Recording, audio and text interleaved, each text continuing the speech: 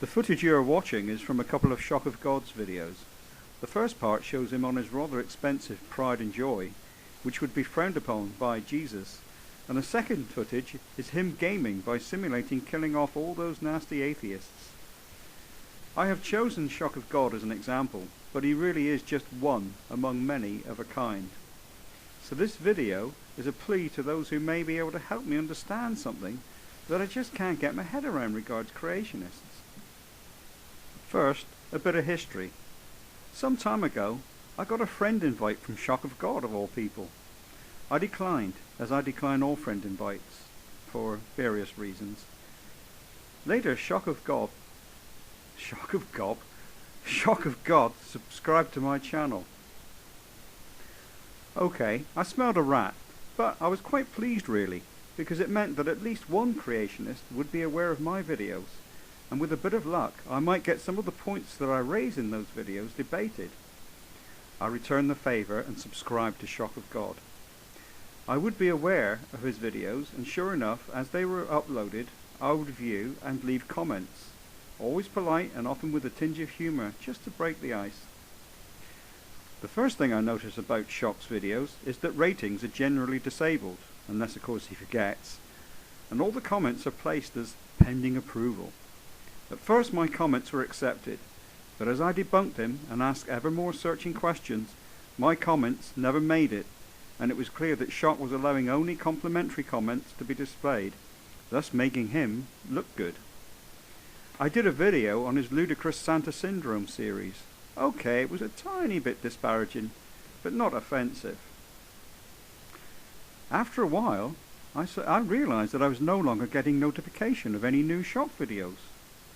Had Shock stopped making videos?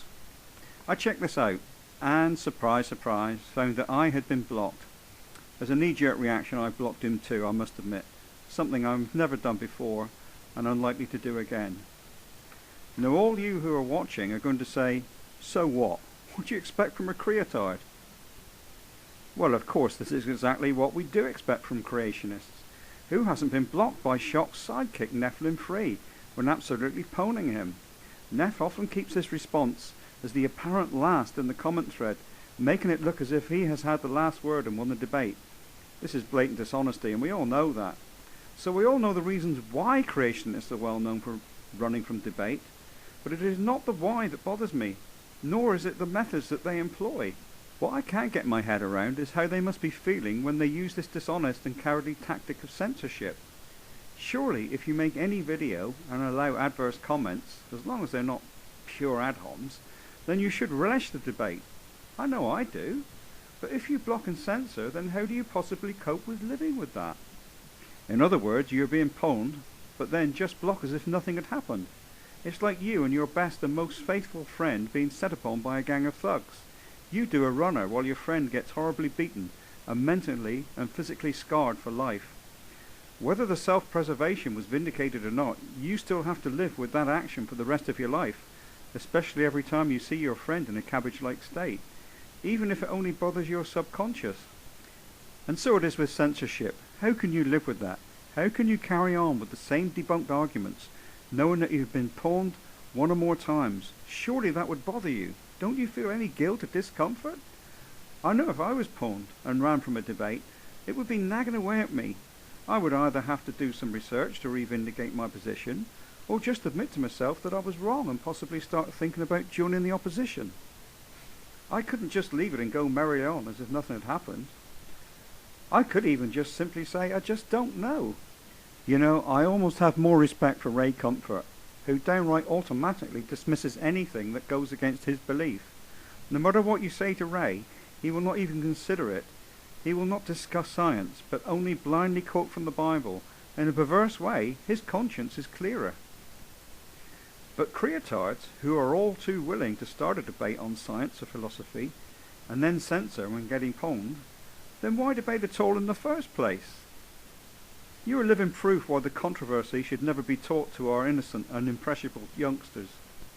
I would love any blocker or censor-monger, and you don't have to be a creationist necessarily, to tell me how you can live with this. Are you even aware that you're doing it? This is the question that needs addressing here. Not why and how creationists react, but how they feel deep down about being totally outmatched and having to resort to censorship.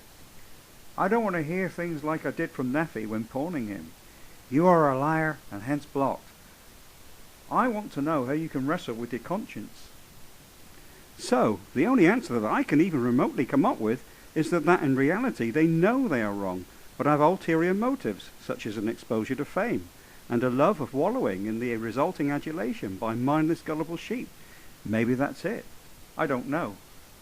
And you'll never hear I don't know from a creationist, by the way. What do you think? So, I repeat, I'm not interested in hearing why they block due to such reasons as trying to manipulate facts to fit their unshifting conclusion, but I want to know how they cope with knowing they cannot honestly and openly debate. By the way, I do appreciate that not every creationist resorts to this nonsense, and also appreciate that maybe some evolutionists participate in this ridiculous act of censorship. But in general, I think the creationists hold the sway on censorship. But look at Santa's sway here.